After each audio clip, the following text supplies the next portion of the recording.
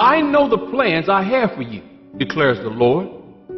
Plans to prosper you and not harm you, to give you a future and a hope. God has a plan for every individual watching this video today. You need to start thinking and planning like God thinks and plans for you. His plans for your life is clear. Plans to prosper you and not harm you. What is harming you in life? Is it past failures? Is it regrets? Is it mistakes? Let go of these things. Let go of your past failures and disappointments. God still has a plan for your life. Romans 8:28. And we know that all things work together for good to those who love God, regardless of what's going on in your life or what has happened in the past. God still has a plan for your life. All you need to do is trust in Him. You may say, I have messed up a plan A, but God is so powerful, He can make plan B and even greater than plan A. Life is not fair, and God never promised that life would be fair.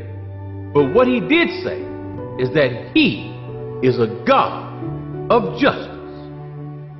That means He will make wrong things right, regardless of what you are going through right now. It may not seem fair. It may not be fair. But God will not waste your pain. He will make all things right. What you and I both know is that life is full of things that we don't want or like to happen to us. Disappointments, frustrations, betrayal, heartbreak.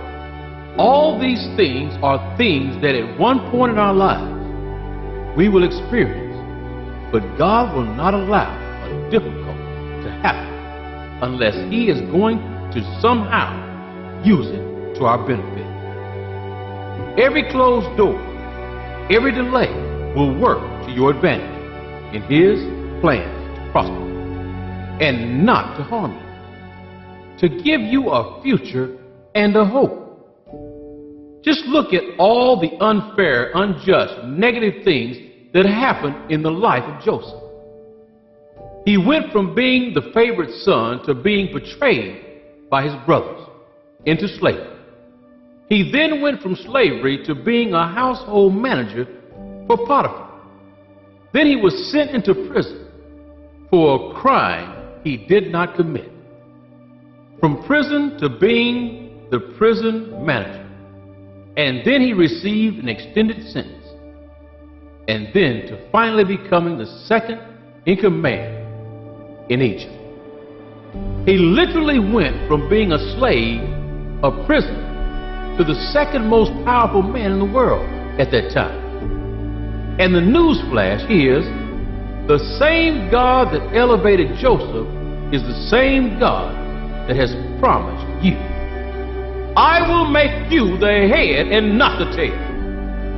The God that elevated Joseph has promised you that you shall be a tree planted by the rivers of water that bringeth forth his fruit in your season. Your leaf also shall not wither, and whatsoever you shall prosper.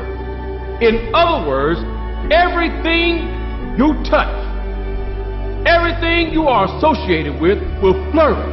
The God that elevated Joseph said all things are possible for those who believe. Only believe God has a plan for your life.